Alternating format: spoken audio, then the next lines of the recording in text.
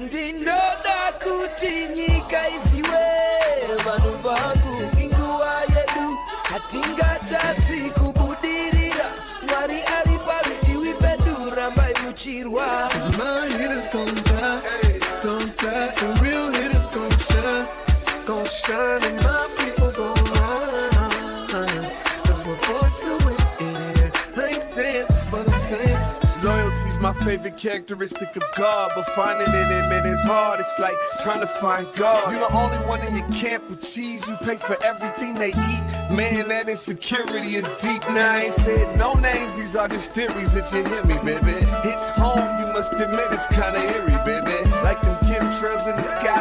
Ain't the selling the slaves, kind of like the combines. We say everything in moderation, but don't do it in moderation. The lies of a gluttonous generation. 10-year-old girl in.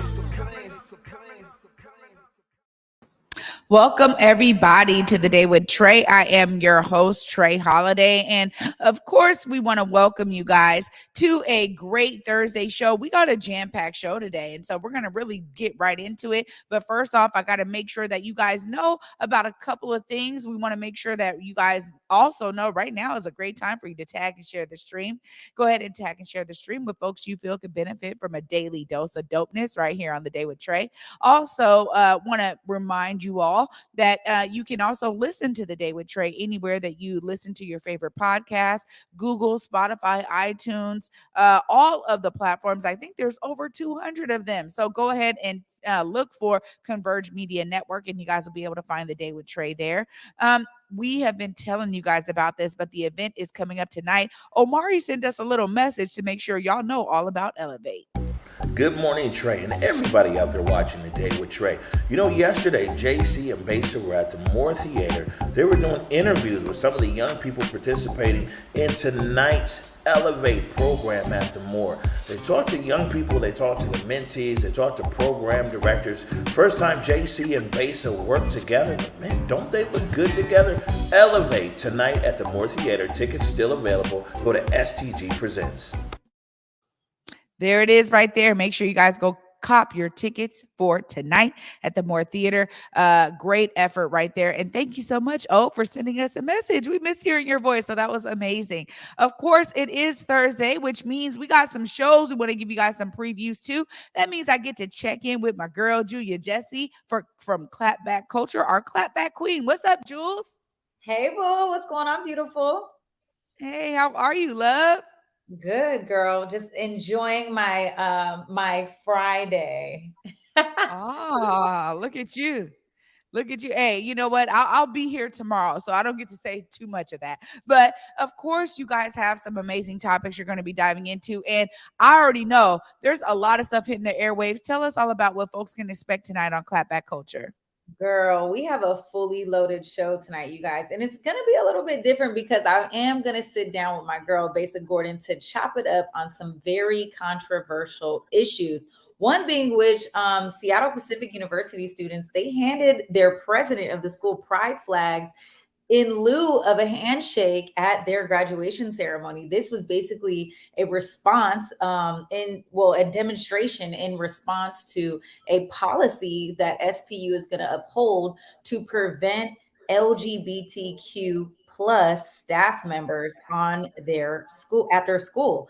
Well, what we do know is that this is a faith-based private school, and they're standing by their decision. In fact, Trae, there have been 2 board members that actually stepped down in May because of this policy.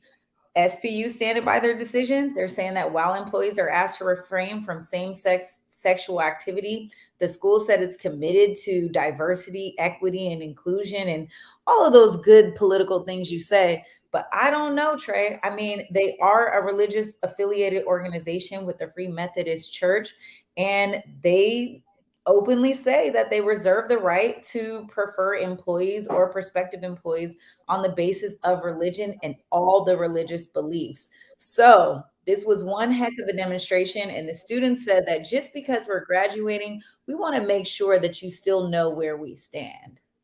Yeah, this is something that, this are those actions I really appreciate when students understand that their voice is very powerful. And again, of course, if they're going to stand by it, it's fine. But I think that there's something to be said if they start to really see a decline in enrollment. So we'll see how this plays out, because I think also, too, students are saying, look, I don't want to be associated with those kinds of ideals, right? And so we'll see over time if they really change up their tone when they maybe experience that decline. What else you guys have going on Clapback tonight, Jules?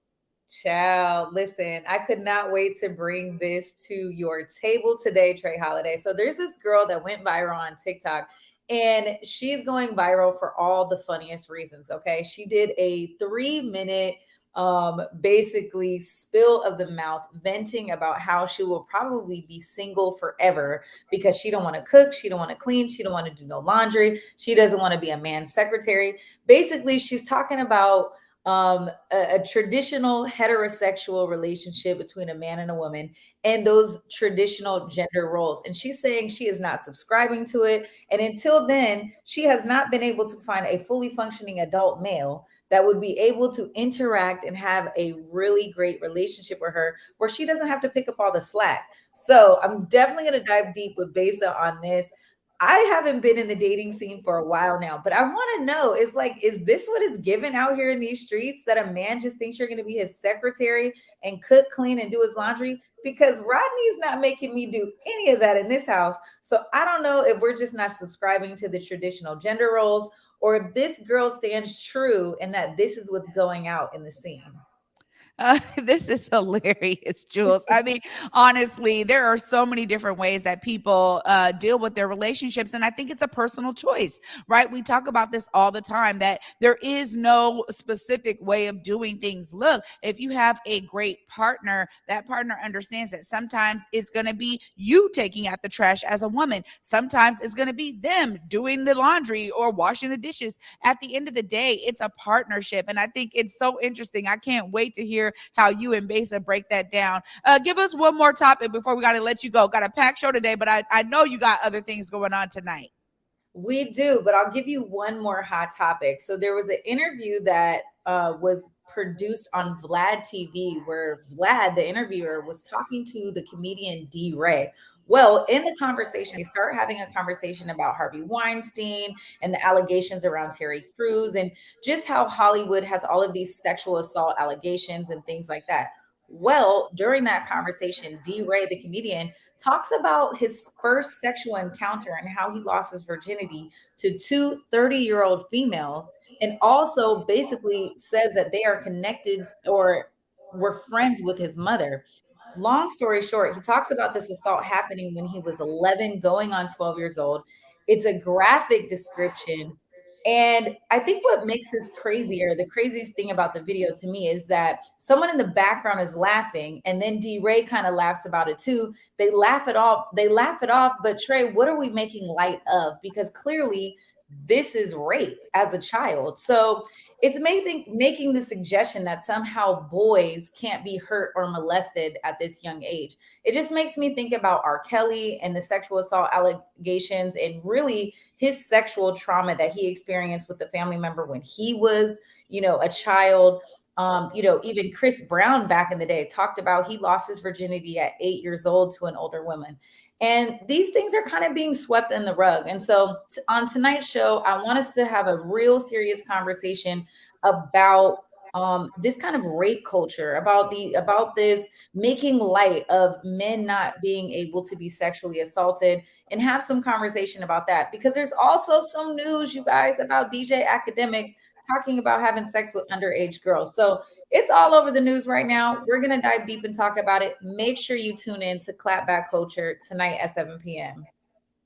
Woo, Jules, y'all are digging deep. I mean, look, I'm definitely going to be tuning in, and I probably will end up calling you because I got my own ideas. There's so much there, Jules. As always, you guys are going to be killing it. Of course, tonight, 7 p.m. on Converge Media. Thank you, Jules, Clapback Queen, for joining us today on The Day with Trae. Always great to be in your presence, boo.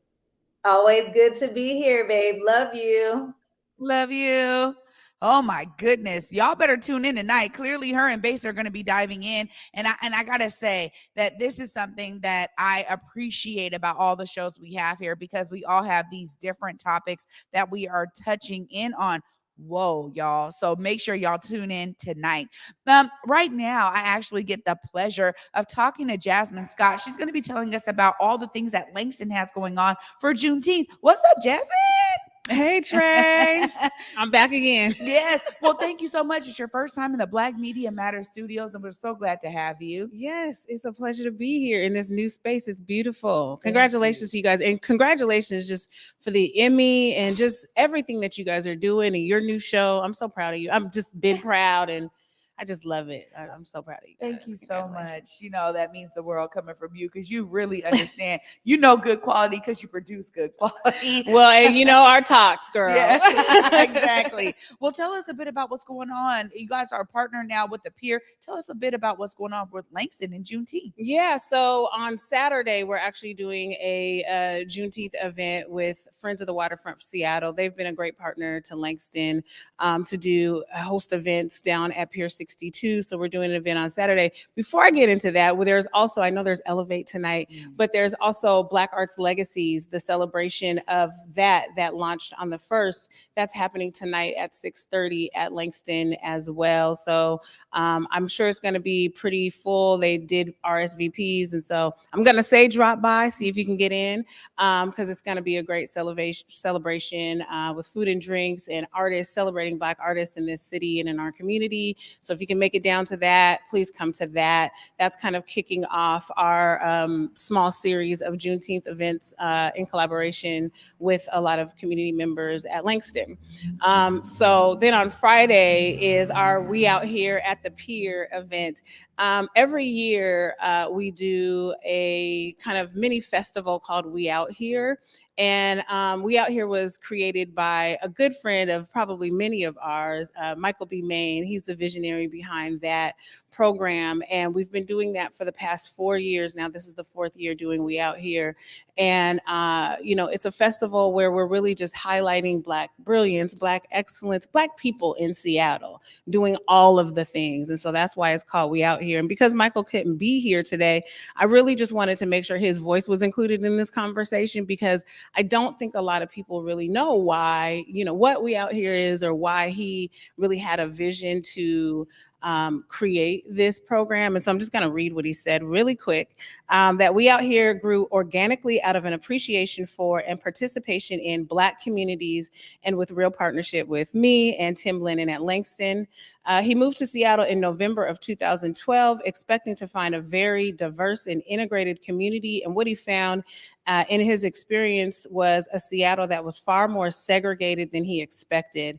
It took him years to find the kinds of services and resources that he took for granted back in Dallas, where he came from, and where he could find a quality barbershop pretty much anywhere he turned. And so as he got more involved with volunteering and joining boards and attending more arts programs in Seattle, he often heard things like, we wanted to hire a Black person, but we couldn't find any. Or, I just moved here from Atlanta and there are no Black people here. Or, where are all the Black people? And where are all the Black things? And it took him a while, but he gradually met Black folks who introduced him to other Black folks. And he learned about the Seattle People of Color Salon, SPOX. He learned about the Northwest African American Museum. He learned about the Central District Forum for Arts and Ideas, Onyx Fine Arts Gallery, people from affinity groups at Microsoft, Amazon, and Boeing, Urban League, so many organizations and individuals who were among and support Black communities. And so a few years later, when he heard people say that there are no Black people in Seattle, he would respond with, no, we out here.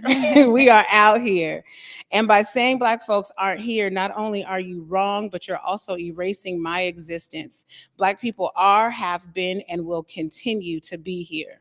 So he started a portrait project of creating images with Black people who he finds inspiring. And when he was presented with an opportunity to exhibit those photographs at Langston, we instead began the conversation on how we could bring people together to share time and space around the series and offer yet one more way for folks to learn about what we're up to, share resources, and celebrate each other.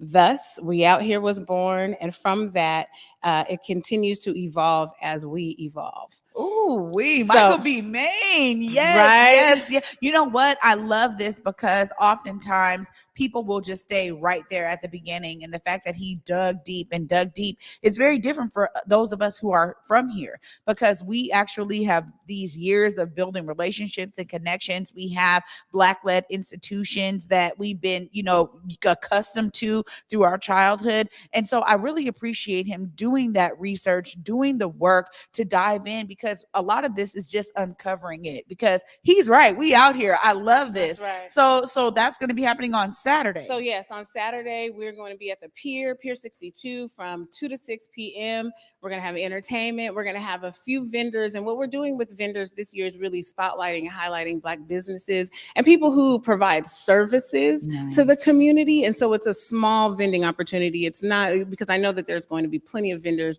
throughout the week and the weekend all over the city in the greater King County area.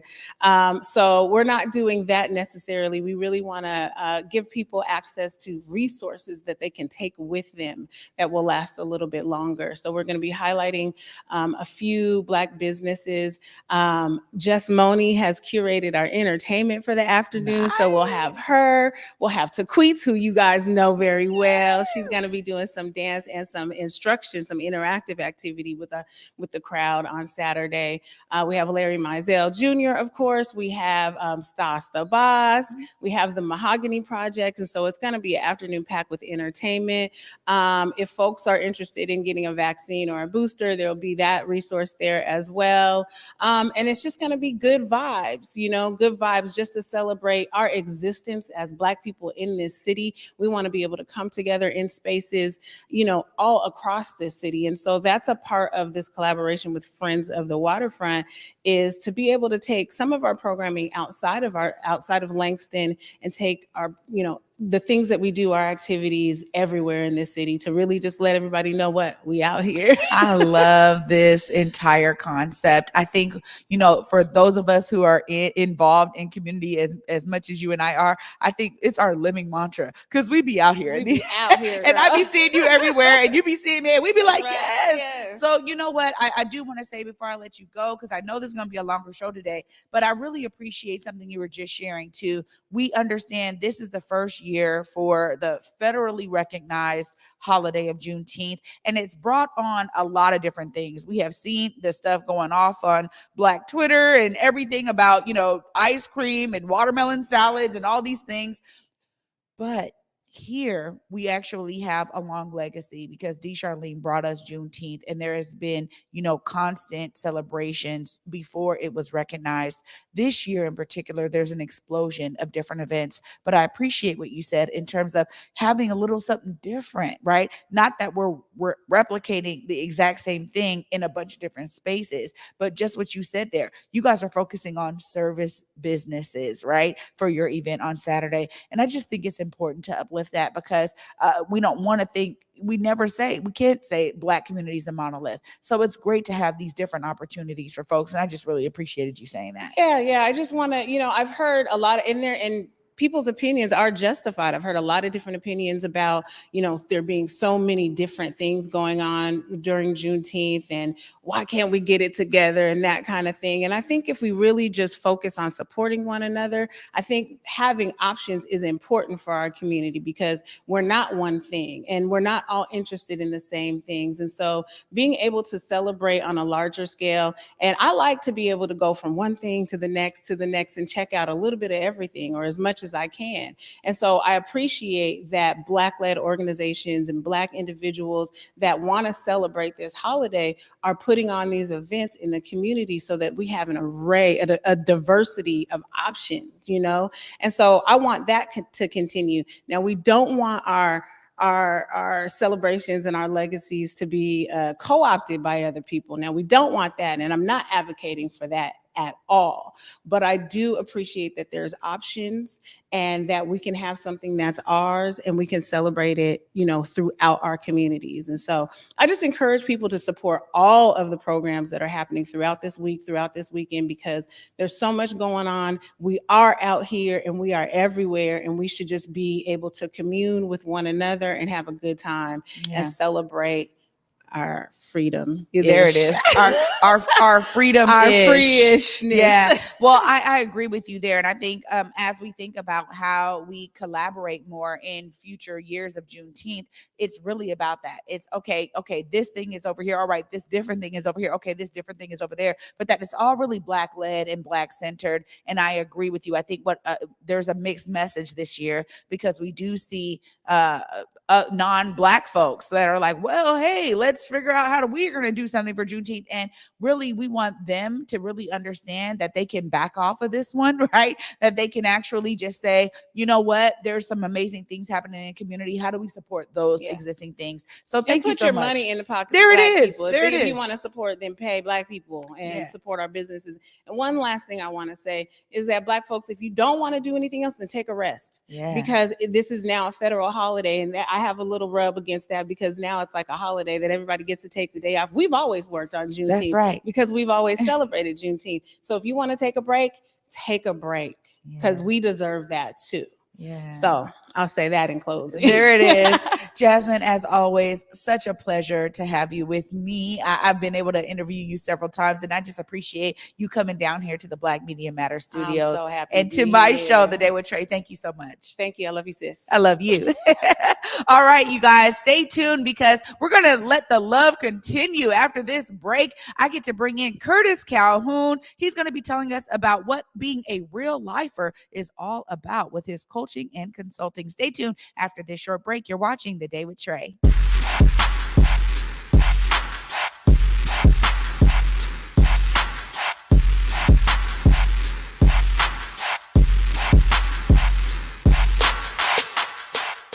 Everyone's invited to the prom. From the creators of the Book of Mormon, Elf, and The Drowsy Chaperone, The Prom is a musical comedy about big Broadway stars on a mission to change the world and the love they discover that unites them all. The Prom makes you believe in musical comedy again. So full of happiness that you think your heart is about to burst. Everyone deserves a chance to celebrate. On sale now. Tickets at fifthavenue.org.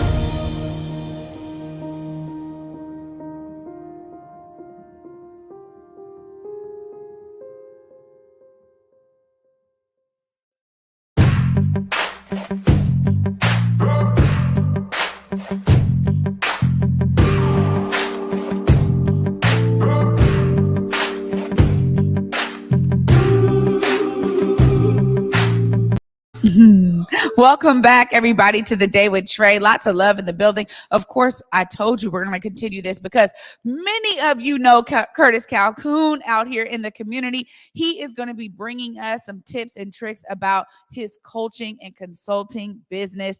Welcome, Curtiss. What's up, brother? Peace. How you doing, Trae? I am well. How are you? I'm doing good. Thank you for having me. I want to say congratulations on this amazing studio. I remember you back in the back room at Black Dot. And then congratulations also on the Emmy. Yay, thank you so much. Mm-hmm. You know what? This is a long time coming because y'all don't even know. I've been telling Curtiss, I'm like, one of these days. And so I really appreciate it because you have now said you will do spots with me twice a month. We're going to make sure that we have these Thursdays where we dive into some of these tips. Tell folks about you as a coach and consultant when it comes to life coaching. Okay. First, I would like to say happy birthday to my wife, Hasna. It's her birthday today. Oh, my goodness. No, you got to give me the camera, too. Happy birthday, Hasna. We love you. Amazing. Thank you. But the coaching and consulting piece came about from two things, right? First, as a young child, I always had an affinity for people, making people feel good, be happy, and taking care of people. I remember being in second grade. My grandmother came to the parent-teacher conference, and my teacher said, well, he's always, cheering people up and always trying to make people feel better. So maybe that stuck in my mind, and I just kind of gravitated towards that. But also the second thing is, when I was 17 months old, my 19-year-old mother was brutally murdered in front of me, right? And from that, it caused me to develop a host of insecurity, self-doubt, negative, low self-image, and at some point, even in my adult life, I hated who I was and what I was doing. So I had to go on a journey of my own, of self-discovery and a way to become self-aware about the things that I needed to change and find out ways to change those. So along the way, I picked up things, and I felt like these things would be beneficial for everybody to know. So let me use these things now, or use my life, and let this be my purpose to share the things that I've learned to help transform my life, to help transform the lives of others. Well, I got to tell you, like, I had no idea about your past like that. But the fact that you were able to do something that infuses that lived experience in such a positive spin, I get to really experience you out here in community, as so many have said, man, that brother is dependable. Man, that brother is, you are the same every day, right? I'm always teasing, Curtiss, because we be at events. And I told Curtiss one time, I never see you eat, man. He's like, I got my snacks in the back, but people really have experienced you being your genuine self out here. And I'm sure that your clients experience that. So now you've infused some of your lived experience. Tell us about some of the ways that your clients get to experience you as a life coach. Well, one of the things that we talked about when we talked about what we would discuss, right, is Realifer. Realifer is a program that I came up with probably about November of 2017, to be specific. I remember one night waking up about 3-4 o'clock in the morning, and things just started coming to me. I'm like, well, wow. Because for me, I'm always trying to simplify things and create a process, so I'm like, well, what's the minimum thing that I can do to make my life the best? So I came up with this list of about 6 or 7 things before I went back to sleep. I woke up the next morning, and then I kind of, built out the rest till it got to 12, because I wanted to get it to kind of like a round number. And that's what the Realifer principles are, the 12 principles of Realifer. And the first one is always give 110%, right? And for each of the 12, there's 3 bullets kind of helping you to identify what you can do to be able to implement this into your life to be able to get the result. So with that, like I said, the first one is 110% is be consistent in everything you do, right? Prioritize what is important. And then also always do as much as you can to ensure your success. So it's kind of being accountable, responsible, and dependable for your own success and not dependent on other people. And that's kind of the first principle of Realifer. And we'll kind of go through them as the weeks go on. But yeah. I need some of this coaching in my life because, for me, I think one of the hardest things is identifying what is the priority. And I think I've developed some level of that over the years, which is, okay, what is the most important thing that needs to get done right now in terms of goal? Like, oh, I got to produce this article by this time. So then the article gets done first. Okay. I got to do a speaking engagement this day. So because that's after this, so I prioritize it in chronological order. And I think that that's the only way that my mind can make things happen, because there's certain priorities. Okay, I need to deliver this thing by this time, this day. So for me, I'm very calendar focused, Curtiss. And I find that that's where, I derived a lot of my organization from. Do you see that that's a way to do that, or am I off a little bit? No, it's absolutely a way to do it. One of the another aspect of our coaching is we do an assessment called the W2j Assessment, which is Welcome to the Jungle. It's really a DISC assessment that we laid this Welcome to the Jungle model over the top. And the DISC assessment is just there's 4 distinct behavior types: decisive, interactive, stable, and cautious. So for the decisive, we labeled that a lion. For the interactive, we labeled that a flamingo. For the stable, we labeled that a chameleon. And for cautious, we labeled that a turtle. So every one of us have all of those animals in us, but there's some dominant animals that kind of rise to the top. So for me, I'm high turtle. So that means I'm organized, analytical, always thinking, critical thinker, things like that. So based on what you say, how you determine what's a priority for you is based on that personality type. So it may not look the same for me, right? Or it may not look the same for somebody else, but that doesn't mean you're wrong or what you're doing isn't what's best for you. And that's the thing we always have to do, is not try to fit people in these cookie cutters where the coaching would make everybody the same. Yeah. So there's a real personal approach to what you do in your Absolutely. work as a coach. This is really interesting. And I again, I'm excited that we're going to be able to dive into all of these 12 points of the Realifer program that you developed, because honestly, I think so much of us can learn more about ourselves. And, this is something that, and maybe you experienced this, Curtiss, people are like, oh, I got my life together, I don't need that, and then they start working with you and they're like, man, hold on. The veil has been lifted. Tell us about some of those experiences that maybe you've had, because, particularly in Black community, we may think we got it all together and really we need that help. Yeah. Here's the thing with me. If you want to work with me, right? It's not like anybody says, yeah, I want to work with you. And I say, yeah, there's a process. So we have a discovery session first. And in that session, we have to identify that you are committed to being your best self at all times, because that's the thing that will get you through, because it's going to be challenging. There's going to be obstacles. There's going to be things that I tell you that you should do or need to do that you may not want to do. But it's the commitment to being your best self that, hey, this is what I need to do. So I'm going to do it because I know it's going to help me to be the person I want to be, or produce the result in my life that I want to produce. Right. So that's the most important thing. I think the biggest thing that people discover once they start coaching, this is not easy. They think coaching is like a magic pill. I'm going to give you a formula. You go, and now I got this wonderful life. No, it's work, and it's constant work. Like I said, Realifer was something that I came up with in 2017. That was 5 years ago. And it's something that I've constantly developed. It's funny now, because you saw me over there reading my notes before the show. It's not something I consciously think about anymore. So I couldn't even right now, if you asked me to list all 12, I couldn't, because they're ingrained inside of me. It's something that I am now. It's not something that I have to read or look at to get it. So that's the biggest challenge, is the work that it takes to be your best self. There's no time off, 24/7, 365. And you have to be committed to that work. Nobody can do it for you. It's kind of like what we just talked about. You have to ensure your success. It's not the coach or anybody else. You have to take ownership and onus over that. It's so true. I think when we think about like organization of our lives and like thought processes, we talk a lot about, Black community members. They deal with a bunch of different things at one time. And how do you really assess how you're taking care of yourself through all of those things? But I also imagine that much of what you do, any client is going to have to also trust you through the process. So there's got to be some way that you're building trust with folks, because again, if I don't trust you and you telling me to do something I don't want to do, I ain't gonna do it, right? So how do you establish some of those layers of trust? Obviously, you were talking about this first session, which I think is so key to establishing if you can even work with someone. But along the way, there's also this real genuine relationship and trust that I'm sure is being built. Like with anything, right? In that discovery session, we want to see if we like each other. If I don't like you, it's going to be hard to work with you. And at some point, it'll become a challenge for me as your coach, even if, the feeling is opposite from the other side. So we have to establish, just like with anything, like with a sale, right? They talk about, do I like you? Do I trust you? And do I believe in the product or service? Same thing. It's, do you like me? Do you trust me? Can you believe that I can help you get the result that you want? And we do that. Like I said, my unique value proposition is you're not like a client, or I'm not like a coach. We're friends. And you become part of the family, the Curtiss Calhoun coaching and consulting family. So now it's like you get everything of me, all of me.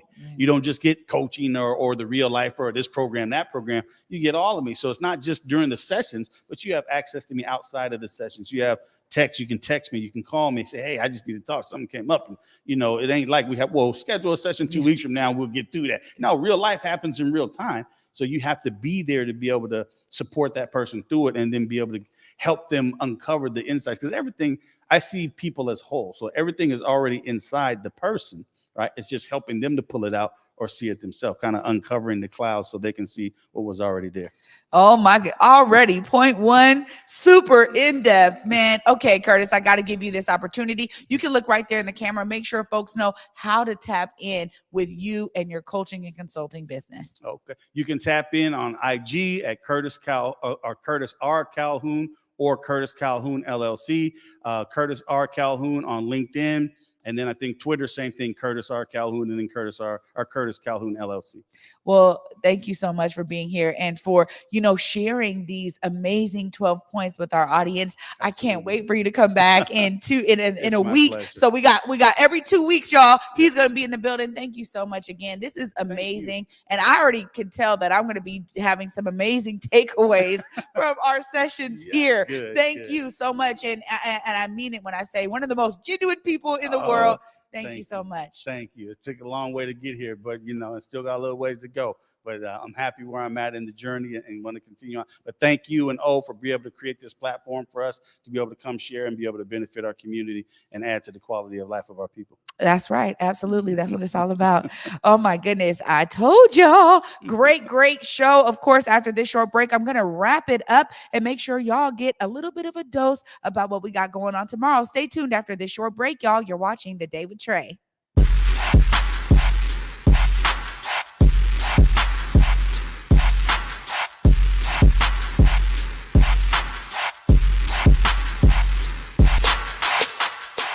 Hello, my name is Ramon Bryant Braxton, and I am the artistic director and conductor for the historic Juneteenth musical that will be presented at the McCaw Music Hall on Sunday, June 19th at 6 p.m. The musical is entitled Songs of Black Folk, Music of Resistance and Hope. This concert will feature the rich musical traditions that have been birthed from the African American experience, including spirituals, jazz, gospel, R&B, hip-hop, and spoken word. An orchestra plus rhythm section will accompany internationally renowned soloists Bridget Bazile, Solomon Howard, and James Conner, along with local artists Felicia Curry and Robin Henderson. Our special guest artist will be Mr. Darren Atwater, critically acclaimed composer and founder of Baltimore Soulful Symphony. Additionally, a choral group of local singers will present diverse arrangements of iconic African American music. You can reserve your free tickets for this phenomenal event on Ticket Leap, searching One Seattle Juneteenth, or on the McCaw Hall website. Please join One Seattle in partnership with the New Beginnings Christian Fellowship of Kent, the Church Council of Greater Seattle, and a long list of community sponsors as we celebrate freedom with music that speaks and heals every soul. COVID protocols will be in place and masks are required.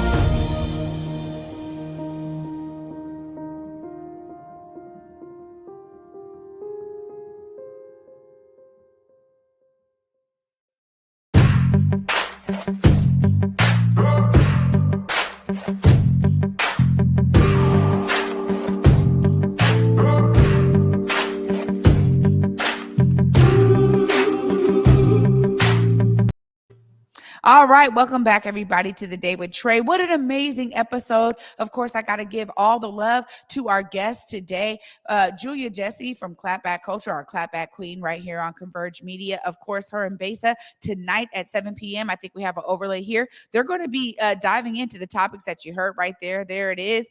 Jules is lighting it up, looking amazing. And of course, after that, you guys are going to be able to see the Factors TV. They're going to be coming up tonight at 9.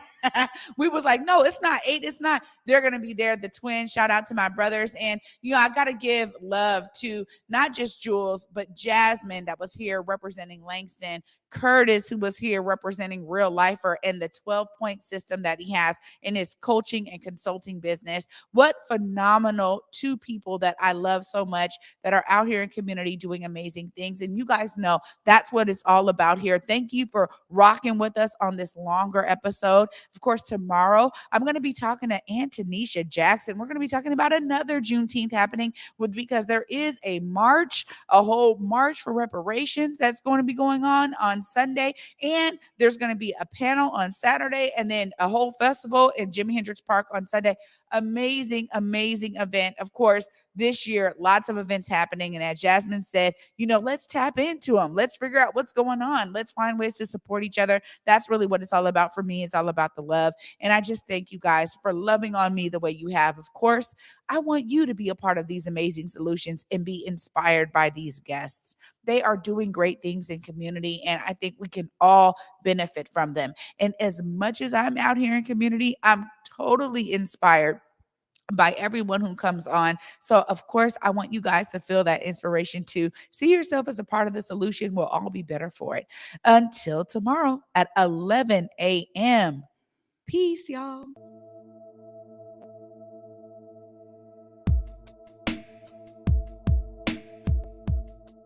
Converge Media produces culturally relevant content for Black and urban audiences. Our coverage is raw, transparent, and objective, praised by community leaders, government officials, and residents. Support Converge Media today via Venmo, Cash App, or PayPal at Converge Media.